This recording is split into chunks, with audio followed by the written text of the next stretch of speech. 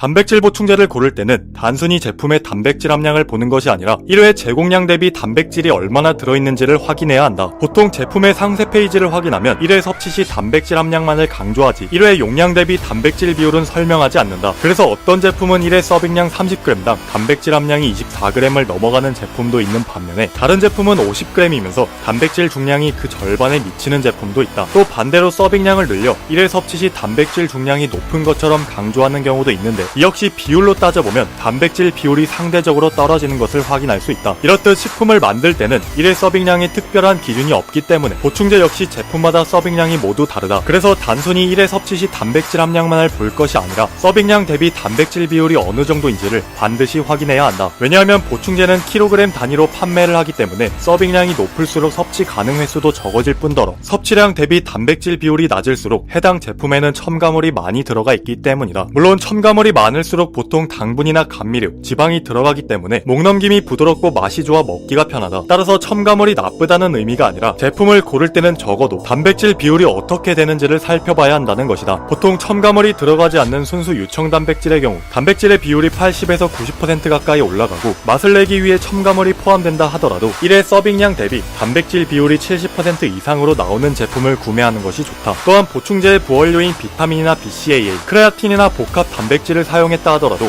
반드시 좋은 제품은 아니라는 것과 꼭 비싸야 하는 것도 아니다. 예를 들어 BCAA의 원료는 대부분 동물의 털이나 인간의 머리카락에서 추출해 만들기 때문에 보충제의 주 원료인 단백질보다 매우 저렴하다. 따라서 부원료가 들어갔다고 해서 제품이 비싸질 이유는 전혀 없다. 게다가 애초에 BCAA는 단백질을 구성하는 필수 아미노산이기 때문에 굳이 BCAA가 포함되지 않은 단백질 보충제를 먹는다 하더라도 근성장에 요구되는 충분한 양의 단백질과 필수 아미노산을 섭취할 수 있다. 또 어떤 제품들은 아주 적은 양의 부원료를 첨가하여 그 효능을 과장하거나 직접적으로 건강에 도움을 줄 수 있다고 마케팅을 한다. 특히 최근 소비자들이 가장 많이 접하는 SNS 광고들은 식약처나 공정위의 제재 실효성이 매우 떨어지기 때문에 허위 과장 광고가 많다. 그래서 어떤 제품들은 마치 해당 제품을 통해 근육을 강화할 수 있다는 듯이 포장하지만 단백질 보충제는 그저 식품에 불과하다. 따라서 보충제는 먹기가 편할 뿐이지 약물이 아니기 때문에 보충제와 같은 식품만으로는 특별한 효과를 기대할 수 없다. 마지막으로 복합 단백질이라는 명분으로 제품의 가격이 지나치게 높게 판매하는 보충제도 존재하는데 이때 반드시 살펴봐야 할 부분은 제품 뒷면에 존재하는 원재료명의 단백질 순서다. 제품의 원재료명은 반드시 사용량이 많은 순서에 따라 표시를 한다. 그런데 어떤 제품들은 상세 페이지에서는 특정 단백질의 함유를 강조하지만 원재료명을 보면